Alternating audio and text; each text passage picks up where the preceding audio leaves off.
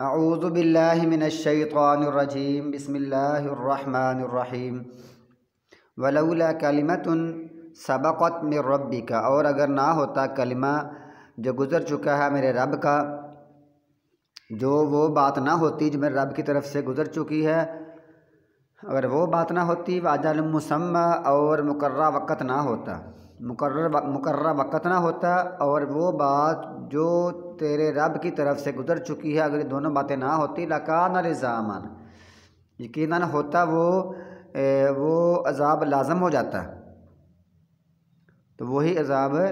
لازم ہو جاتا۔ یعنی پہلی بات کیا گزر چکی ہے، یعنی رحمت غصے پر غالب ہے، ایک تو یہ بات ہے،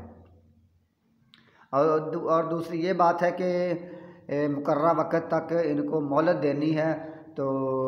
مقررہ وقت اور مقررہ وقت کی مہلت، اور یہ بات لکھی جا چکی ہے، اگر یہ دونوں باتیں نہ ہوتی تو ان پر عذاب آ جاتا۔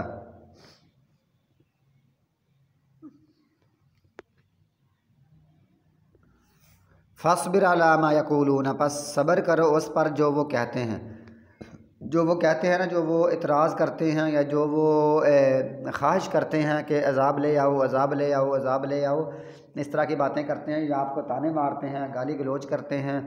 آپ کو برا بھلا کہتے ہیں، اس پر صبر کرو۔ وسبح بحمد ربک، اور تسبیح کرو اپنے رب کی حمد کے ساتھ، اپنے رب کی حمد کے ساتھ تسبیح کرو، قبل طلوع الشمس وقبل غروبها، سورج کے طلوع ہونے سے پہلے، وقبل غروبها، اور اس کے غروب ہونے سے پہلے۔ یہاں تسبیح سے مراد کیا ہے؟ نماز ہے۔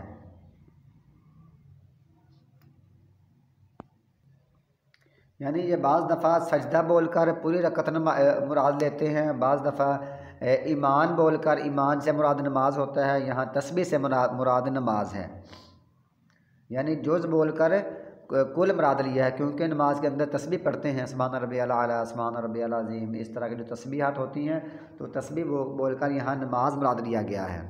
طلوع شمس سے پہلے اور غروب سے پہلے،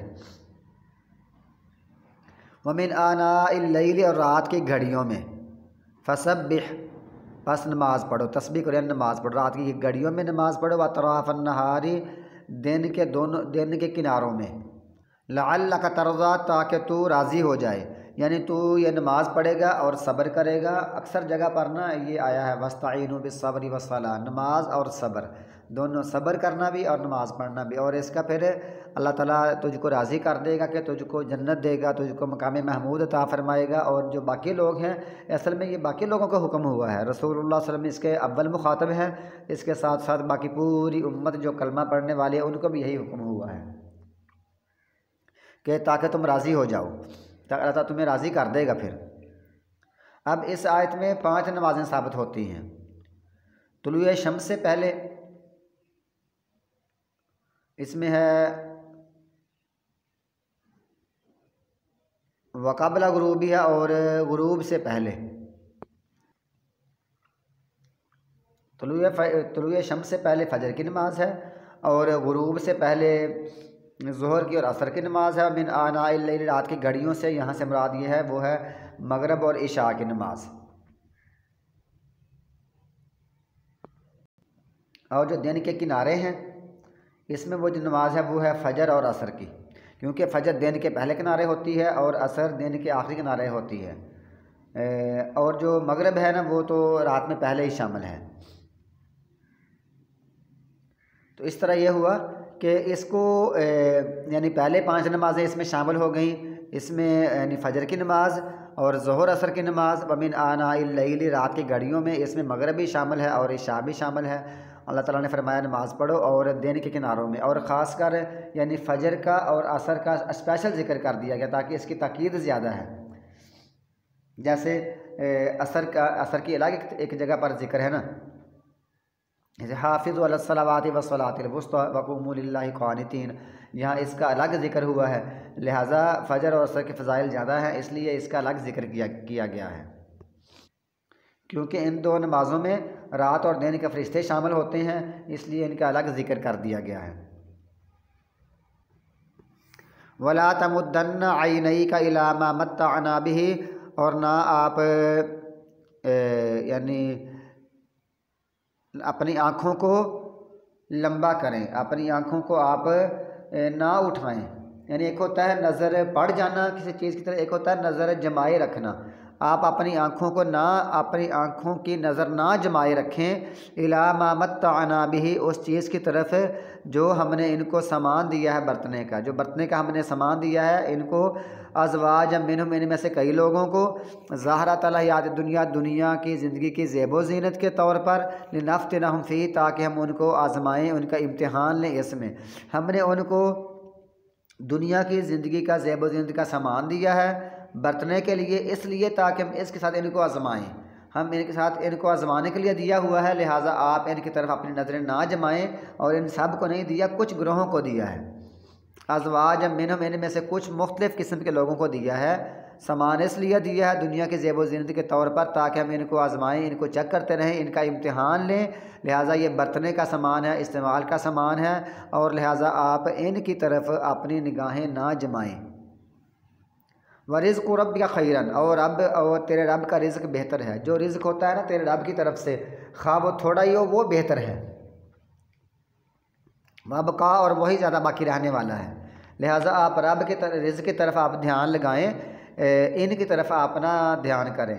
حالانکہ وہ بھی رزق اللہ کی طرف سے ہی ہے لیکن وہ حلال حرام کمائی سے ہوتا ہے، اور اللہ تعالیٰ نے یہ جو حلال کمائی والا رزق ہے یہ اپنی طرف اس کی نسبت کی ہے تاکہ اس کا مقام اور مرتبہ بڑھ جائے۔ یاد رکھیں یہ اصول ہوتا ہے کہ جس چیز کی نسبت اللہ تعالیٰ اپنی طرف کر لے نا، کہ یہ میرا رزق ہے، یہ میری کتاب ہے، یہ روح اللہ ہے، یہ بیت اللہ ہے، اس طرح تو اس کی عظمت اور بڑھ جاتی ہے۔ بس آپ اللہ کے رزق پر خوش ہو جائیں، اور یہی رزق بہتر ہے اور باقی رہنے والا ہے، یعنی نیکی کریں گے تو اللہ تعالیٰ آپ کو رزق بھی دے گا اور جنت بھی دے گا، اور جنت میں جو رزق ہے وہ ہمیشہ رہنے والا ہے۔ رسول اللہ صلی اللہ علیہ وسلم نے فرمایا کہ حدیث قدسی ہے، اللہ تعالیٰ فرماتا ہے، یہ ترمذی شریف میں حدیث ہے، حدیث نمبر 2467 ہے کہ اے ابن آدم، میری عبادت کے لیے پوری طرح فارغ ہو جا تو میں تیرا سینہ غنا سے بھر دوں گا اور تیری فقیری دور کر دوں گا، اور اگر تو نے ایسا نہ کیا تو میں تیرے دونوں ہاتھ مشغولیت، مصروفیت سے بھر دوں گا اور تیری فقیری دور نہیں کروں گا۔ اسی طرح رسول اللہ صلی اللہ علیہ وسلم نے فرمایا کہ جس شخص کی فکر صرف آخرت ہو، اللہ تعالیٰ اس کی دولت مندی اس کے دل میں رکھ دیتا ہے، یعنی دولت مندی اس کے دل میں ہوگی جس کی شخص کی فکر ہمیشہ آخرت ہو، اور اس کے لیے اس کے تمام معاملات، اس کے تمام جو کام ہے نا وہ جمع کر دیتا ہے، یعنی اس کے تمام کام، اس کے تمام معاملات سمیٹ کر اکٹھے کر دیتا ہے کہ یہ کام کرنے تیرے لیے آسان ہے، اور دنیا اس کے پاس ذلیل ہو کر آتی ہے۔ اور جس شخص کی فکر صرف دنیا ہو، اللہ تعالیٰ اس کا فقر، اس کی فقیری، اس کی غریبی، اس کی مسکینی، اس کا فقر اس کی آنکھوں کے سامنے رکھ دیتا ہے کہ وہ تیرا فقر ہے، چلو اکٹھا کر، چلو اس کو مطلب اس فقر کو دور کر لو، امیر ہو جاؤ، اور اس کے تمام معاملات بکھیر دیتا ہے، اس کے معاملات بکھرے رہتے ہیں، کبھی اس طرف بھاگ رہا ہے، کبھی اس طرف بھاگ رہا ہے، کبھی اس طرف بھاگ رہا ہے، اور بس وہ بیچارہ بھاگتا ہی رہتا ہے، اور دنیا اسے اتنی ہی ملتی ہے جتنا اس کے مقدر میں لکھی ہوتی ہے۔ لہٰذا یہ بندہ جو احکامات ہیں اس پر عمل کرے، انشاءاللہ تعالیٰ، جس کا اللہ تعالیٰ جو دین کے احکامات پر عمل کرے گا، اللہ اس کی دنیا بھی صحیح کر دے گا، اس کی آخرت بھی صحیح کر دے گا، اس کے کام سمٹ جائیں گے، اور جو دنیا کے پیچھے بھاگے گا اس کے کام نہیں سمٹیں گے، اس کے کام مزید بکھر جائیں گے۔ خود بھی ایسے کرو، اور ساتھ وَأْمُرْ أَهْلَكَ، اور حکم دو اپنے گھر والوں کو نماز کا، یعنی خود بھی نماز پڑھو، فَسَبِّحْ بِحَمْدِ رَبِّكَ، جو الفاظ آئے ہیں تو خود بھی نماز پڑھو، گھر والوں کو نماز کا حکم دے، وَاسْتَبِرْ عَلَيْهَا، اور اس پر ہمیشگی اختیار کرو، یعنی خوب اس کے پابند رہو۔ لَا نَسْأَلُكَ رِزْقًا، ہم نہیں تجھ سے سوال کرتے رزق کا، نحن نرزقک، ہم تجھے رزق دیتے ہیں، ہم تجھ سے کوئی چیز نہیں مانگتے، یہ نہیں ہم کہتے کہ رزق ماک کر ہمیں دو، بلکہ ہم کہتے ہیں ہماری عبادت کرو اور صبر کرو، ہم تجھے رزق دیں گے۔ والعاقبۃ، اور آخری انجام جو ہے للتقویٰ، تقویٰ کا ہے، جو اچھا انجام ہے نا، اچھا انجام وہ تقویٰ کا ہے، تقویٰ والے بندوں کا اچھا انجام ہے، تقویٰ والے کام کا اچھا انجام ہے۔ وقالوا، اور وہ کہتے ہیں، انہوں نے کہا، لولا یاتینا، کیوں نہیں وہ لاتا نہ ہمارے پاس، بآیت من ربی، اپنے رب کی طرف سے کوئی نشانی، اولم تأتہم، کیا نہیں آئی ان کے پاس بینۃ دلیل نشانی ما فی الصحف الاولی جو پہلے صحیفوں میں ہے، کیا ان کے پاس پہلے صحیفوں میں جو تورات انجیل زبور میں ہے نبی صلی اللہ علیہ وسلم کا تذکرہ ہے، معلومات ہیں، آپ کی نشانیاں، آپ کی پیشین گوئیاں ہیں، آپ کی خوشخبریاں ہیں کہ وہ آنے والے ہیں، کیا ان کے پاس وہ باتیں نہیں پہنچی؟ اب پھر وہ مزید کہہ رہے ہیں کوئی نشانی لے کر آئے، یعنی گویا کہ یہود کے پاس سے، عیسائیوں کے پاس سے، مکہ مکرمہ والوں کے پاس سے نشانیاں آ چکی تھیں،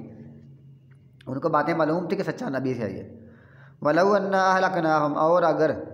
بے شک ہم ہلاک کرتے ان کو، اگر ہم ان کو ہلاک کرتے بعذاب من قبل، اس سے پہلے کسی عذاب کے ساتھ، اگر ہم ان کو اس سے پہلے کسی عذاب سے ہلاک کر دیتے، لقالوا، تو وہ کہتے ربنا، ہمارا رب، لولا ارسلت الینا رسولا، کیوں نہیں تو نے بھیجا ہماری طرف رسول۔ اگر ہم ان کو پیغام دینے سے پہلے، حجت قائم ہونے سے پہلے پہلے، انبیاء بھیجنے سے پہلے پہلے، کوئی نذیر ڈرانے والا بھیجنے سے پہلے پہلے ان کو ہلاک کرتا تو یہ کہتے یا اللہ ہمارے پاس تو نے کوئی رسول کیوں نہیں بھیجا۔ فنتبع آیاتک، ہم پیروی کرتے تیری آیتوں کی، من قبل، اس سے پہلے، ان نذل ونخزا، کہ ہم ذلیل ہوں اور ہم رسوا ہوں۔ تو ہم ذلیل اور رسوا ہونے سے پہلے پہلے، یہ جو ان ہوتا ہے نا، یہ ہوتا ہے ان مصدریہ، ذلیل ہونے سے پہلے، ونخزا، اور رسوا ہونے سے پہلے پہلے، یعنی رسوا ہونے سے پہلے پہلے، ذلیل ہونے سے پہلے پہلے ہم تیری آیتوں کی پیروی کرتے۔ پھر ایسے کہتے اب آیا ہے اب مان نہیں رہے، اگر پہلے عذاب آتا تو کہتے ہیں رسول کیوں نہیں بھیجا، اب رسول بھیج دیا ہے تو اب وہ یہ مان نہیں رہے۔ قل، فرما دو ان سے کہہ دو، کل متربص، ہر کوئی انتظار کرنے والا ہے، فتربصوا، بس تم بھی انتظار کرو، ہم بھی انتظار کر رہے ہیں، تم بھی انتظار کرو، ہم تو تمہارے عذاب کا انتظار کر رہے ہیں، اگر تم نہیں مانتے تم بھی انتظار کرو کہ کب یہ عذاب آئے۔ فستعلمون، پس ان قریب تم جان لو گے، من اصحاب الصراط السوی، پس ان قریب تم جان لو گے کون سیدھے راستے والا ہے، کون سیدھے راستے والا ہے، ومن اہتدی، اور کون سیدھے، اور کس نے ہدایت پائی ہے۔ ان قریب تم جان لو گے کہ کون سیدھے راستے والا ہے، کس نے ہدایت پائی ہے، پھر تمہیں سمجھ آئے گی۔ ان قریب سے مراد یہ بھی ہے کہ عذاب آ جائے، یا اس سے مراد یہ بھی ہے کہ قیامت آئے گی، مرنے کے بعد چلے گا پتہ کہ کون، یعنی مرنے کے بعد سمجھ آئے گی، یا پھر قیامت کو پھر سمجھ آئے گی کون صحیح راستے پر تھا اور کون ہدایت یافتہ تھا۔